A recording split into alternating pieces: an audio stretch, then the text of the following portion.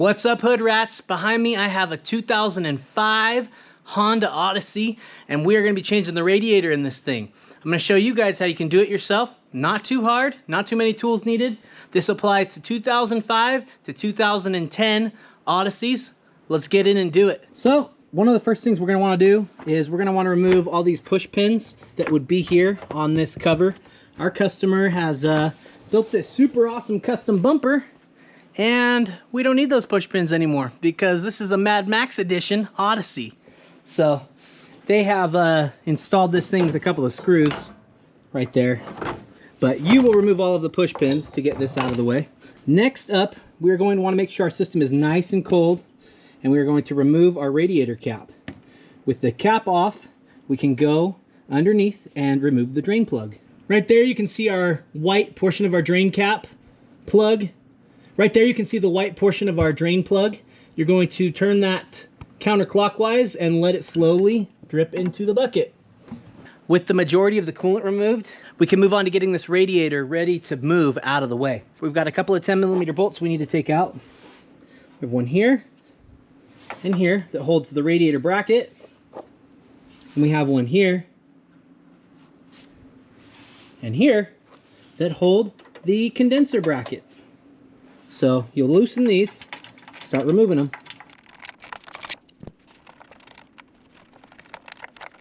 You can see our radiator is pretty free now to move back and forth, but we want to free this guy up as well. It'll make getting the radiator out a little bit easier.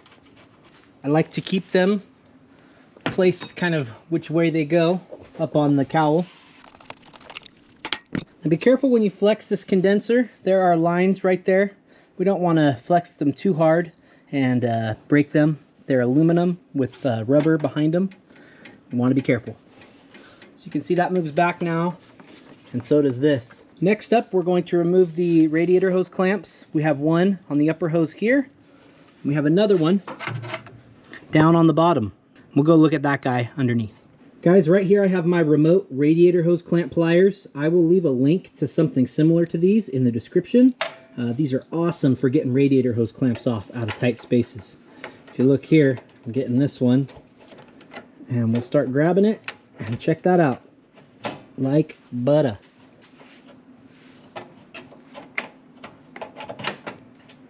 And there she is, nice and free.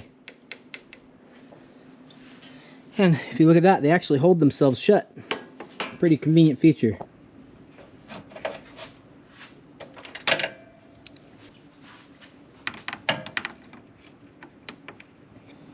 And it was actually easier with these long reach needle nose to get them all the way off. Now get our pick tool and run it around the edge of the hose. Help break the seal. And we should be able to push it off. Like that. Now you can see our radiator and condenser flex a lot more without that hose on. While we're up here, we're going to remove this fan connector right here. Press your tab in and slide it back.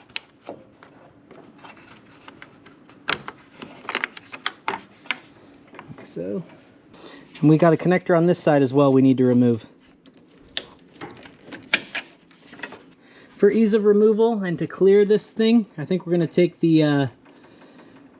the latch assembly off, but I like to put marks on it so that I know that I can get it back in roughly the same place. 10mm.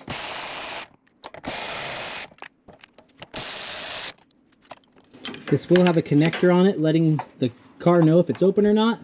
Let's unplug that to get it out of the way all the way.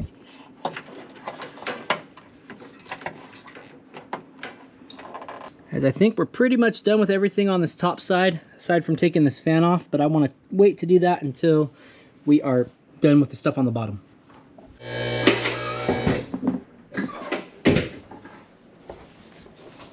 Okay, on the underside, here we have our lower radiator hose clamp we need to remove. We also have a couple of transmission cooler hoses that we need to remove the clamps as well. So let's grab our tool and get cracking. To remove the radiator hoses on the bottom and the transmission cooler lines, I like to use these 90-degree hook needle nose pliers. You grab the clamp like so, and you can move it with ease. Look at that. Same thing on these guys. Now I'm going to show you all the spots that we need to undo to get this thing out. So we have the lower radiator hose. We have transmission cooler line right here. And you do have another one over there. But we're not going to do it there because it comes across. We are going to undo it right here. Then we also have some bolts that need to come out for the radiator fans. We have one here. We have one here. We have another one right there. And there should be one right here, but it's missing. One side note when doing this job, when you disconnect these transmission cooler lines, they will leak. So make sure you have something to catch the drips. And I like to plug the holes with the hose with bolts that fit like that. Back on the top side, we have some more bolts we need to remove to take the fans out. We've got one here. We've got another one here, here, and here. We also need to remove the 2 bolts holding the coolant tank in, which is one right there and one right there that's already removed. We'll also take this hose out of the way. Sure you bring this shield with it as well. We have one connector on this side of the fan we need to make sure we take off. Pretty sure that's for the AC clutch. And there it is right there. And this fan should come up and out. Set her aside. And this should give us, oh yep, we can see where our radiator got crunched. Right there. That's where we're leaking. And let's see if we can shimmy this one out. Let's see if we can shimmy this driver's side fan out as well. This one you want to kind of work over to the passengers. You want to work over to the passenger side and bring it out over here. And set her aside. Now you can see we've got a lot of room to get this radiator out. We just need to make sure that this hose assembly right here clears everything. I think it was an unwise decision to undo it back there. Let's undo it here, and then this whole hard line will stay with everything else. We have that hose off down there in the right spot, and this guy should just pull up and out now. Boom! Careful, this guy down here will want to drip. I like to usually cap those before I pull it out with little plugs. I have little neoprene rubber plugs I can put on there, but you know, whatever. Well, there you have it, guys. She's out. Let's get the new one coming and put it in. One little note, if you guys are doing this on this car, probably a higher mileage vehicle, and it's probably gonna have original motor mounts if you haven't done them before. Right now would be an excellent time to change that motor mount right there, because you have so much room to get to it. If you need to service that AC compressor, it's right there and easy to get to. So I'm gonna get in here now and I'm gonna change my hoses because they are right there and easy to get to. Guys, I'm gonna go one step further for this customer, and I'm gonna take this 19mm drain plug right here, which is a drain plug for the coolant in the block, and I'm gonna break that loose and get that out so that we have fresh coolant everywhere in the system.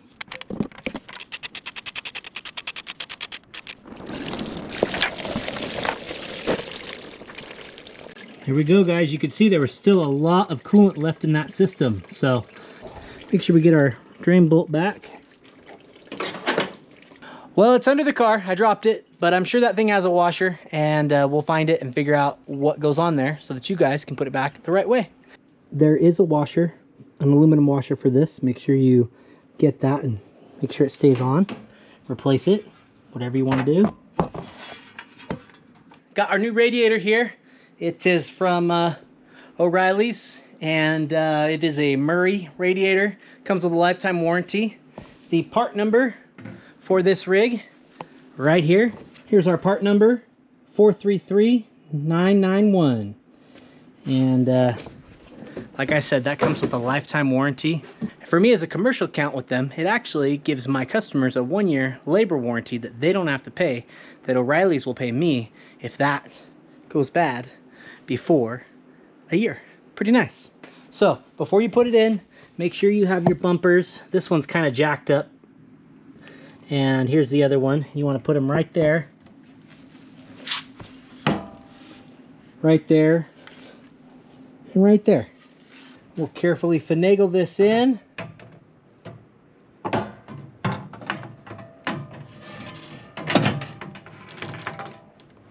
Making sure that those bumpers land where they're supposed to on the frame.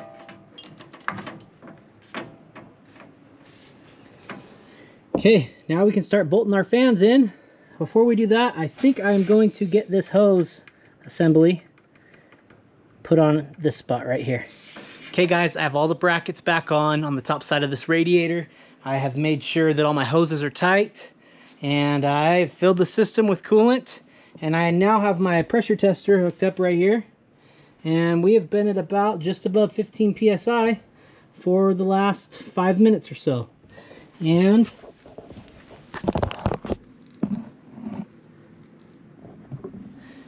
And no drips under the car, so we're ready to ship this bird. If this video helped you guys out, please like, subscribe, comment. Check out some of our cool content we do. We work on old stuff like this International Scout 2. We do engine swaps. We do tons of cool things here at Hood Rats, and I would love for you to check it out and become a lifelong subscriber and watcher. As always, this is Nick with Hood Rats. Peace!